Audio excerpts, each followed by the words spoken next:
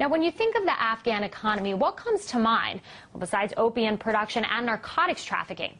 Well, according to the United States and also Afghan officials, Afghanistan could eventually become one of the most important mining centers in the world. Now, this after a story in the New York Times says that the United States has discovered nearly $1 trillion worth of mineral deposits in the war-torn nation. But are these findings really new information, or did other nations, including the United States, know about this for years? And also, what could the recent reports mean for the future of Afghanistan? Well, joining me with more, investigative journalist Webster Tarpley. So, Webster, the headlines here, at least in the New York Times piece, read that, this discovery goes far beyond any previously known reserves. But even in that New York Times article, they go on to say that, there were these charts, this documentation that was there for decades, starting with the Soviets there, right, in the 80s, and then geologists back there in 2004, again in 2006, in 2007, apparently more reports were published. They say it sort of collected dust. They sat on this for a few years. So talk about the timing here. I mean, why did this article come out now? Well, as you correctly say, there's nothing new here. They have discovered nothing. The discoveries, if there were some, were made by the Soviets during the 1980s. There's a World Bank report from 2004 that has all of this stuff. At the time of Karzai coming here to Washington about a month ago with Hillary Clinton meeting, there was a bunch of talk about the mineral wealth of Afghanistan. So it's a very important thing, but it's not new. So the question is, what are we dealing with here? This is a planted story in the New York Times by James Risen, who has chosen to become the stenographer of people in the Pentagon. Well, why would he do that? I mean, what is in it for the New York Times? I mean, I've heard people say this, but what does the New York Times have anything to do with this? I mean, again, what's in it for them? The New York Times is, let's say, politically available for all kinds of projects. Now, in this case, why don't we look at the article?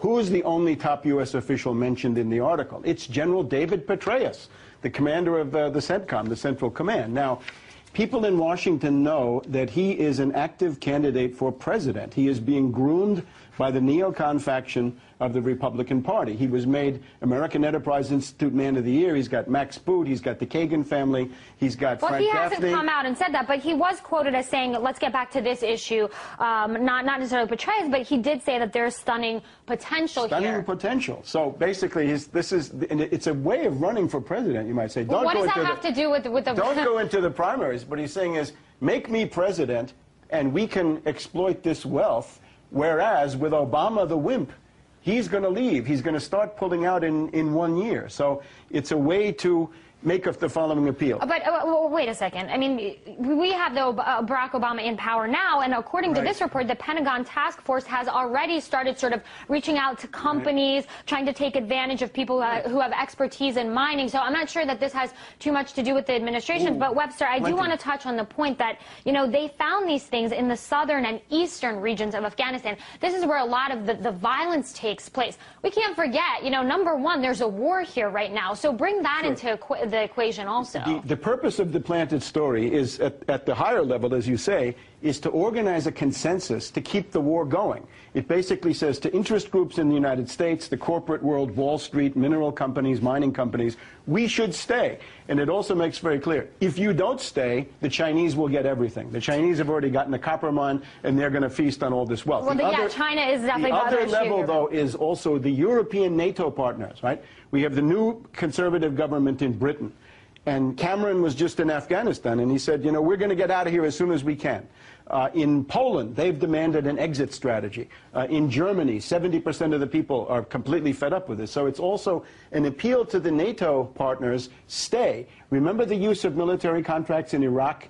France and Germany got none, and the people who joined in got some. So it's basically saying, we'll give you a piece of the action. Be you a U.S. interest group or a NATO partner now thinking of leaving. But now officials are saying, hey, this is going to be the new backbone of the Afghan economy. But let's not forget, you don't build a mining industry overnight. I mean, this stuff could take decades. They have no expertise. Of course not. These are neocon promises. Petraeus is now the head of the war party. He's the head of the neocon faction, or their their figurehead.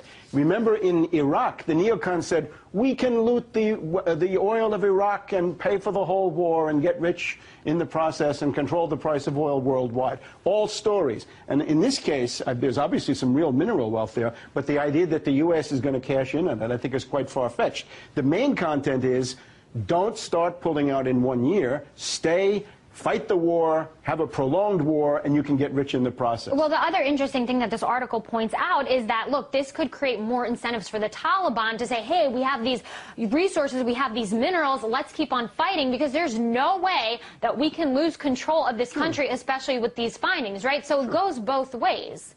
Naturally, the Taliban, I think, are going to keep fighting. The Taliban are winning right now, right? The other thing is there's a great deal of defeatism, not only in NATO, but also here inside the United States. The month of June has been disastrous, right? The casualty rates are very, very high. It's about as bad as any month in Iraq. And then you've also got other people who are flaking off, right?